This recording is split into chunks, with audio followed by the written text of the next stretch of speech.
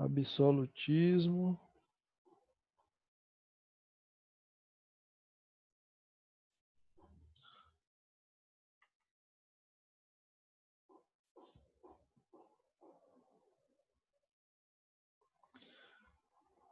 Pronto. Absolutismo aí, ó, francês. Dinastia Valois.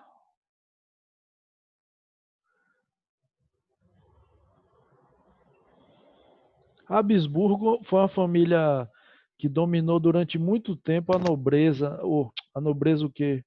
O, a realeza, né, de vários países da Europa. Essa família a gente estuda direto que ela estava envolvida em vários conflitos que a gente viu aqui, ou vai ver novamente. Deixa eu passar aqui para vocês entenderem que parte que a gente está. Ó, Carlos IX, aqui embaixo, ó, Noite de São Bartolomeu, ó, massacre sobre huguenotes. Isso aqui eu destaquei que era importante, não pode esquecer de jeito nenhum. Depois, vamos lá. Henrique III. Aí vem a Guerra dos Três Henriques, que eu estava explicando.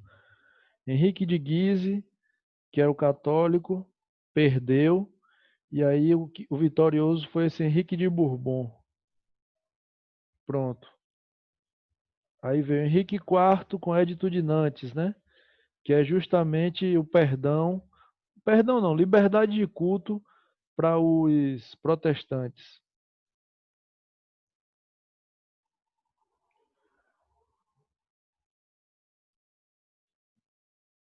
Deixa eu ver o chat. Henrique III saiu de onde? Vamos voltar aqui. Henrique III foi dessa dinastia que. Vamos lá. Lembra que teve a Guerra dos Três Henriques? Tinha o Henrique de Guise, que ele era o católico, e aí surgiu, surgiram dois Henriques que lutaram contra esse rei, né, Henrique de Guise, que é o seguinte: um protestante é o Henrique de Bourbon, e vai ter o tal Henrique III.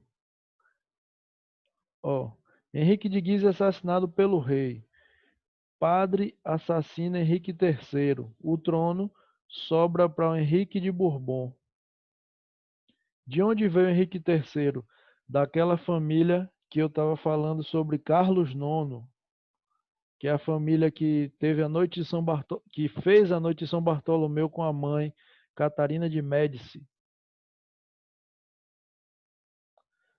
Mas qual é o detalhe? Deixa eu voltar ali. É, Pedro perguntou sobre o Henrique III, mas veja que não tem nada que você lembre dele a não ser a participação dele na guerra, ó. Tá vendo? Então, deixa ele quieto aí. Se preocupe mais com esse Henrique IV, que fez o Edito de Nantes. Mas o preocupar que eu falo não é gravar, não. Você não precisa gravar, não. A SpaceX não vai perguntar quem foi ele, não.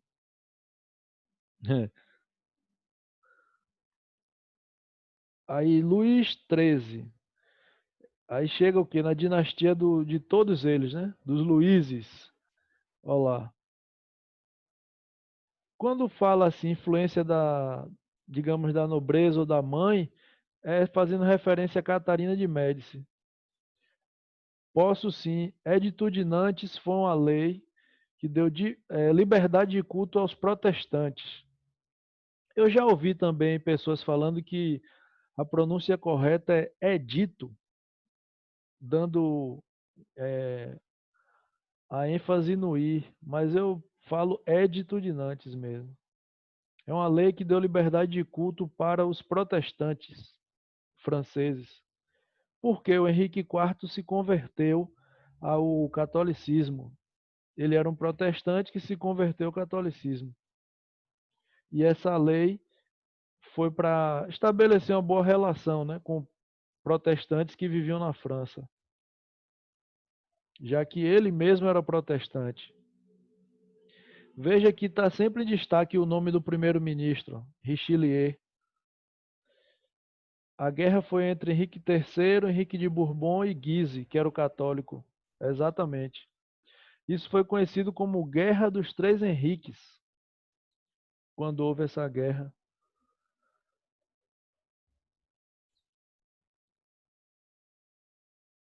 Vamos lá.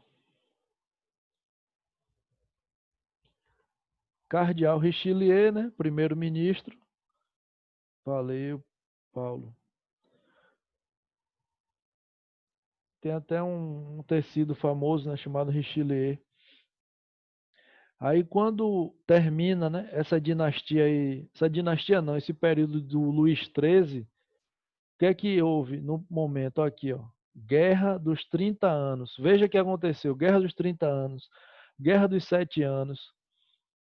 Aí o que é que eu digo a vocês? Sugestão: quando tiver uma questão sobre Guerra dos 30 anos, Guerra dos 7 anos, preste bem atenção no texto, se você não lembrar como foi esse conflito. Por quê? Qual é a sugestão que eu quero dizer?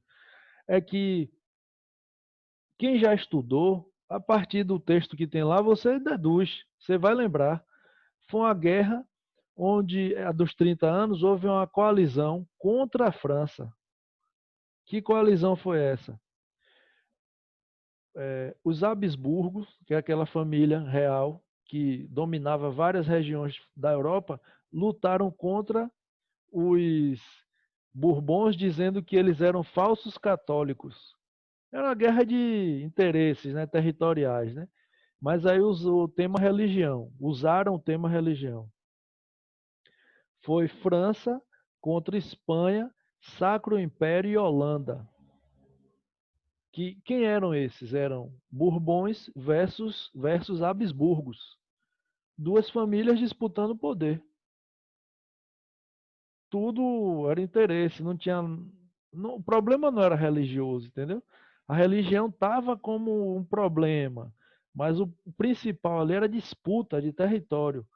Todos queriam eliminar um protestante do trono francês, porque esse período já se falava em reforma, já se existia na Alemanha aquele processo lá de Lutero. Esse era o problema.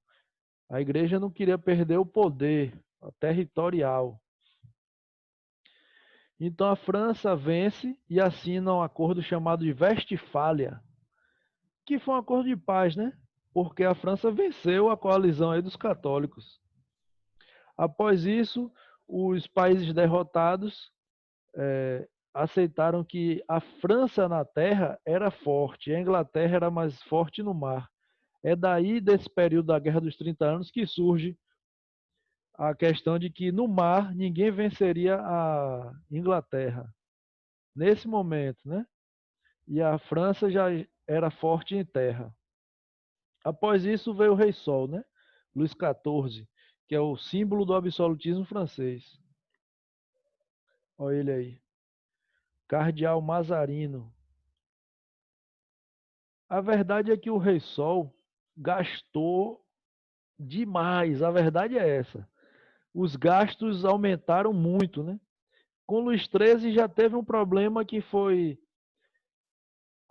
assim, eles participaram da Guerra dos 30 anos, os franceses, e venceram, mas tiveram muitos gastos. Aí veio Luís XIV e continuaram os gastos. Ele construiu o Palácio de Versalhes, ele gastava muito com banquetes, porque isso era comum, né, da realeza. Levou cada vez mais à situação de crise, a econômica, né? Ele venceu uma guerra chamada de Guerra das Frondas, que foi uma guerra interna, onde a pequena burguesia lutava contra Luís XIV para retirar ele. Aí, ó, a frase famosa: Estado sou eu. Aí, ó, retira o Edito de Nantes, né? Não deu mais liberdade de culto aos protestantes.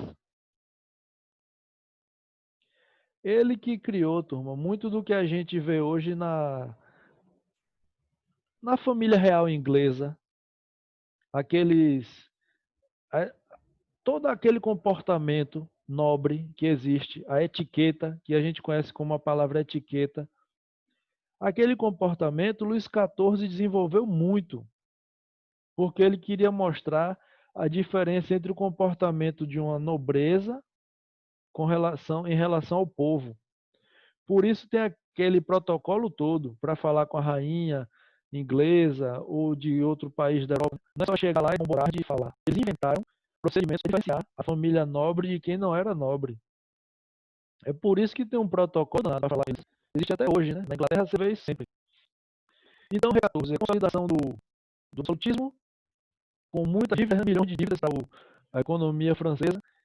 Ele perdeu algumas batalhas, mas não ficou em destaque. O destaque dele é a construção do Palácio de Versalhes, muitos gastos, aumento de impostos, ele cobrava impostos da nobreza também. Aí, ó, muitos protestantes, né? Significa o quê? Ele perdeu burguesia na França, porque o comerciante era burguês. Se ele retirou a de Nantes, o comerciante foi embora, abandonou a França. O Palácio de Versalhes, aí veio na sequência o bisneto dele, né, Luís XV. Crise financeira, porque já estava em crise e nada mudou. A crise só aumentou. Na verdade, a crise só aumentou. Por isso o Luís XV não é tão comentado, porque ele só herdou a dívida do Luís XIV. O Luís XVI, ele é comentado que ele foi assassinado, que na verdade ele pegou um governo em crise e terminou sendo assassinado. Aí o Luís XV, coroado 5 anos, aumenta impostos, continua tendo problemas com guerras, né? A Guerra dos 7 Anos, que existiu entre França e Inglaterra, quem foi derrotado foi ele, o Luís XV. Guerra dos 7 Anos. Que guerra é essa, turma? É aquela em que a Inglaterra venceu e aumentou a cobrança de impostos para as colônias. E aí gera a independência dos Estados Unidos. Guerra dos 7 Anos. Aí, ó, Luís XV, Guerra dos 7 Anos. Luís XVI também pega, né? Depois da guerra. Luís XVI. Gastos excessivos, miséria, fome. Aí Luís XVI convoca a Assembleia dos Estados Gerais e dá origem à Revolução Francesa. Pronto, vamos ver agora o sorteio em inglês. Se tiver uma dúvida sobre o francês, pode perguntar. Não tem problema nenhum. O inglês, ele começa. Aí o destaque que eu coloco aqui, a gente vai falar sobre dinastia. Vou retirar o slide para dizer como é que iniciou. O início desse inglês é com aquele João Sem Terra, o apelido dele era João Sem Terra, porque ele assina a Carta Magna, entendeu? A Inglaterra sempre tentou retirar os poderes totais do soberano. Então, com o Luís, ó, com João Sem Terra, é o primeiro a assinar a Carta Magna. Significa que ele respeitou? Não. Ele foi o primeiro. Essa tal Carta Magna foi assinada outras vezes, mas só funcionou mesmo com Guilherme de Orange, lá na Revolução Gloriosa.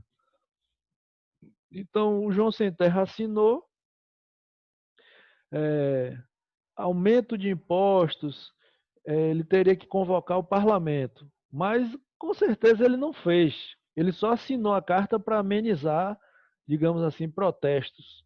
E aí continuou igual. Participou da Guerra dos 100 Anos também, quando chegou na questão da Guerra das Duas Rosas, lembra? York versus Lancaster. Eu falei na aula passada. No fim, deu origem à dinastia Tudor, porque houve a união entre as duas famílias, Lancaster e York. Na aula passada eu falei disso, que é justamente onde eu vou retomar o slide, na dinastia Tudor.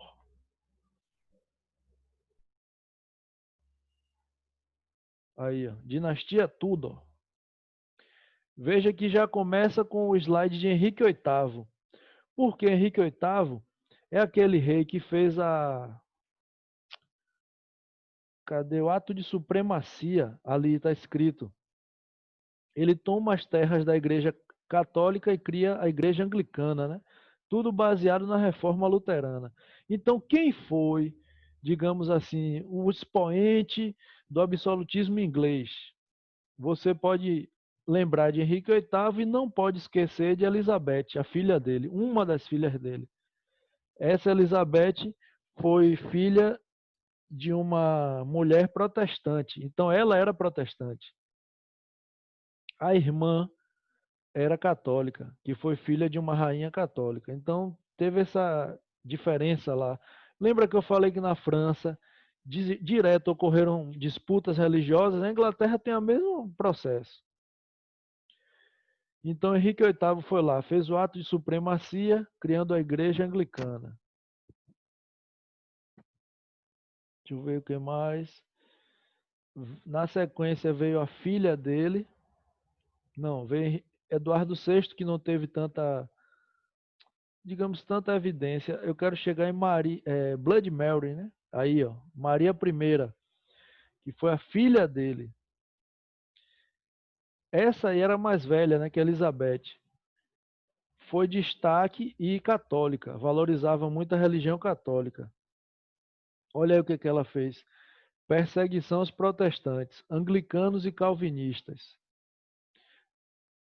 Aí mudou a rainha, mudou a religião. Elizabeth I, rainha virgem, também filha de Henrique VIII e considerado o expoente do absolutismo inglês, também. Porque eu notei aqui com ela, houve o início da colonização, né, da América do Norte, manufaturas, desenvolvimento de navios na pirataria. A Inglaterra vence a Espanha em alguns conflitos que nós vamos ver aqui. E ela perseguia católicos britanos. Ó, nesse momento que acontece a primeira ida de imigrantes para a América do Norte. Aí, tudo isso é governo de Elizabeth I. Guerra contra a Espanha que eu falei. A região da Virgínia, em nome a... Sim. É igual aqui no Brasil, tem Imperatriz Leopoldinense. A escola de samba é uma homenagem à rainha Leopoldina, né? Leopoldina foi a esposa do Dom Pedro I. E tem uma região também do Brasil em homenagem a ela, chamada de Leopoldina. Vamos lá. Companhias de comércio. Ela fez os enclosures, né? Ou enclausures. Deixa eu ver aqui o chat. Essa guerra contra a Espanha tem a ver com ajuda, isso, com ajuda à independência da Holanda, correto? Porque a Holanda era a colônia espanhola. É aquele problema que vai ter consequências na história do Brasil, lembra? União Ibérica, quando a Holanda tenta continuar fazendo a exploração do açúcar brasileiro, né? Trabalhando com o transporte e o refinamento, a Espanha chega e proíbe. Aí os holandeses invadem primeiro Salvador em 1624. Um ano depois, 1625, invade Pernambuco, em Recife. Tem a ver já com essa questão aqui. E ela começa, a Elizabeth I, foi ela que começou a fazer cercamentos.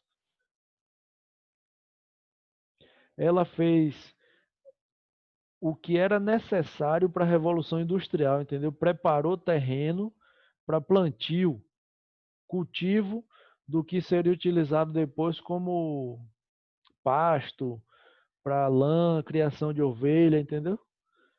É através dela que tem a base para a Revolução Industrial.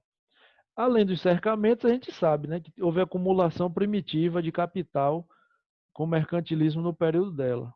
Guardou muito dinheiro. Após a morte dela, acabou a dinastia Tudor, né? Aí surgiu o quê? Stuart, com Jaime I.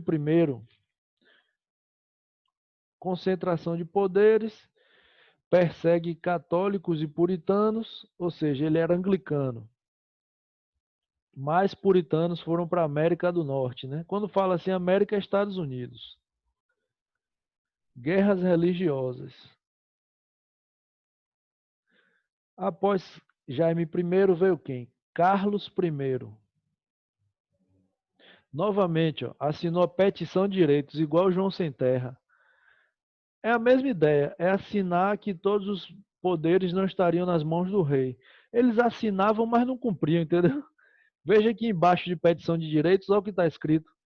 Dissolução do parlamento. O mesmo Carlos, ó, dissolveu o parlamento. Queria aumentar os impostos. Sim, segundo a Carta Magna, não, né? É, digamos, ele assinou pela segunda vez um documento onde ele teria poucos poderes, iria diminuir os poderes. Mas o que você falou, eu entendi. A ideia está correta, assim.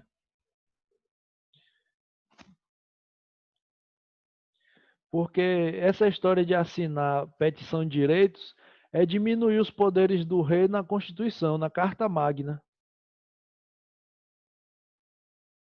Aí nessas guerras contra a Escócia, ele precisou de mais dinheiro, o Carlos I. Ele tinha dissolvido o parlamento. Aí o que é que ele falou? Não, eu vou respeitar vocês, eu vou cumprir tudo que vocês querem. Aí ele foi, reativou o parlamento, convocou o parlamento. Só que ele convoca o parlamento para pedir dinheiro para a guerra contra a Escócia. Os burgueses, quem participava do parlamento, não deram, não deu. O que que ele fez? Dissolveu o parlamento de novo. E aí vai acontecer a primeira revolução, né? A puritana, que é dos cavaleiros contra o parlamento, nas cabeças redondas, liderados por Oliver Cromwell. É isso mesmo. Revolução Puritana, que vai ter a vitória do parlamento. E aí a gente já sabe o que houve, né? Com a vitória do parlamento, Oliver Cromwell criou uma república, imagine, transformou a monarquia inglesa em uma república. Mandou matar Carlos I, sufocou, né, acabou as rebeliões e decretou esses atos de navegações aí que influenciaram aqui no Brasil. Foi uma resposta também ao que houve no Brasil chamado de Lei, já vou lembrar, Alves Branco, Tarifa Alves Branco. A Tarifa Alves Branco ocorreu antes, né? 1840, foi antes dos atos de navegação, que aumentava os impostos para produtos ingleses. Os ingleses já vinham pressionando o Brasil para abolir a escravidão. O Brasil não abolia. Aí eles decretaram nos atos de navegações que se eles encontrassem um navio negreiro no mar, eles iriam aprisionar e libertar os escravos ou escravizados. E fizeram. Eles fizeram isso mesmo. A guerra contra a Holanda, de novo, né? Oliver Cromwell se proclama Lorde Protetor, né, da República. Ele era um defensor do parlamento, né?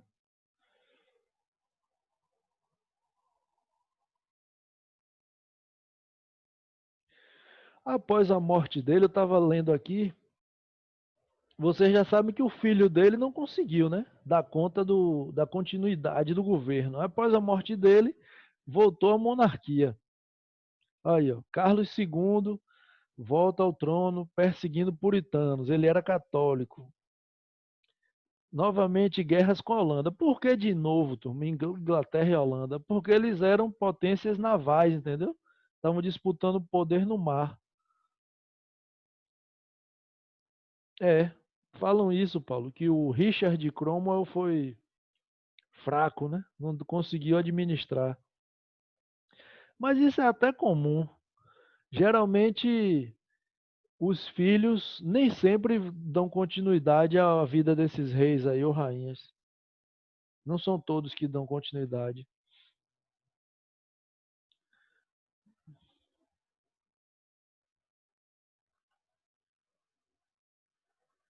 É, formou um herdeiro e não sucessor. Perfeito. Gostei, Paulo. Não conseguiu dar conta. Essa história de herdeiro é problema, né? Porque herdeiro é o pai ou a mãe que trabalhou e ele não consegue aumentar, né? Ser sucessor. Aí veio Jaime II, catolicismo para a centralização. Ou seja, mais um católico, né?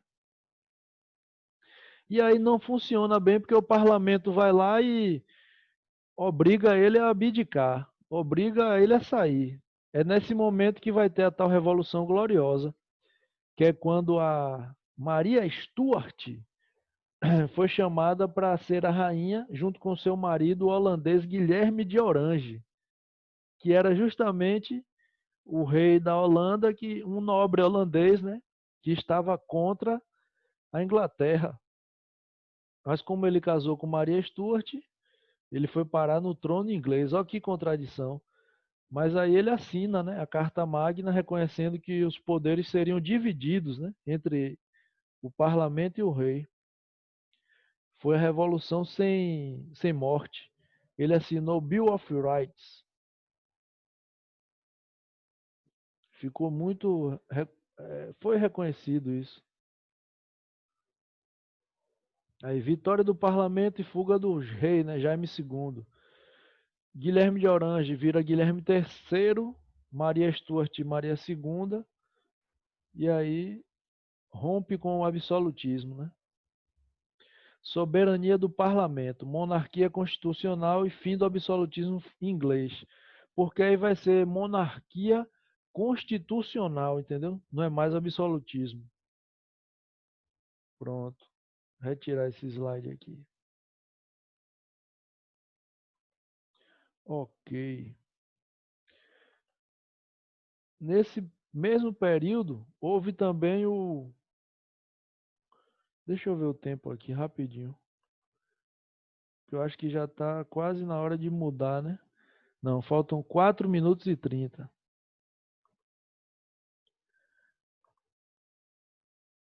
Aí os europeus fizeram no Brasil o tal colonialismo, né?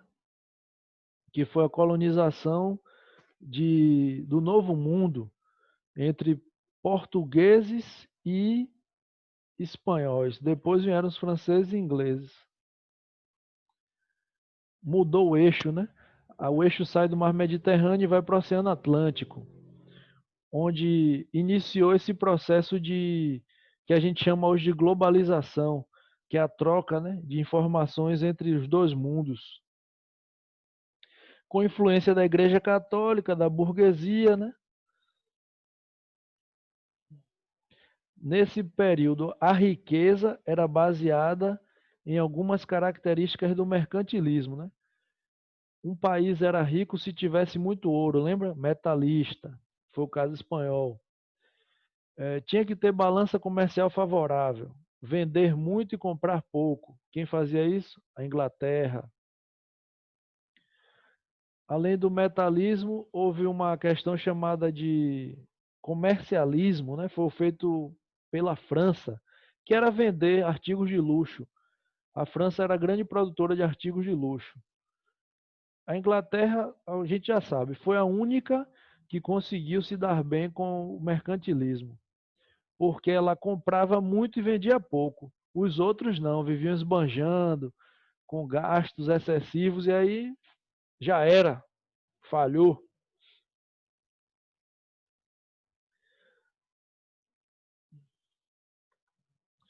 Olha para cá, vamos ver aqui. Estou tentando compartilhar, né? Olha para cá, olha aqui, ó. Metalismo, bulionismo, né? O entesouramento. É enriquecer através do ouro. Hoje em dia, eu já falei isso em outras aulas. Um país é rico se tem reservas cambiais de dólares. Antigamente, não. Ele era rico se tivesse barras de ouro. Isso modificou após os Estados Unidos se tornarem a potência. Olha aí, ó.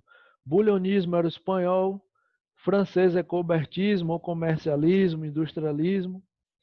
Inglaterra também, comercialista, industrialista. A Inglaterra tinha muita pirataria com a Elizabeth I, muita pirataria. Vou passar essa parte que ela é muito tranquila, né? Isso aí. Causas, busca por especiarias, metais preciosos, romper o monopólio das cidades italianas e expandir a fé com os jesuítas.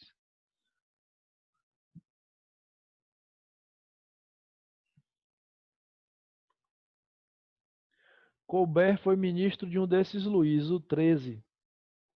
Era Luís 13. Não, Luís 13 foi Richelieu. Richelieu, exatamente. Vou dizer agora de quem Colbert foi.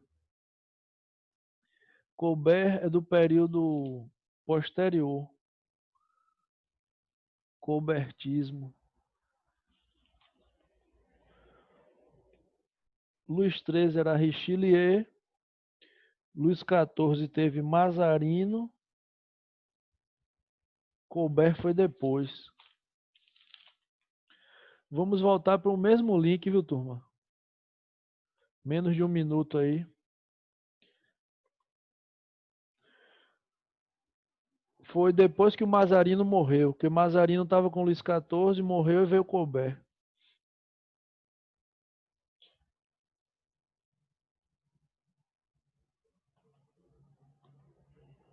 Sim. Deixa eu ver o chat. Lembrou. Valeu.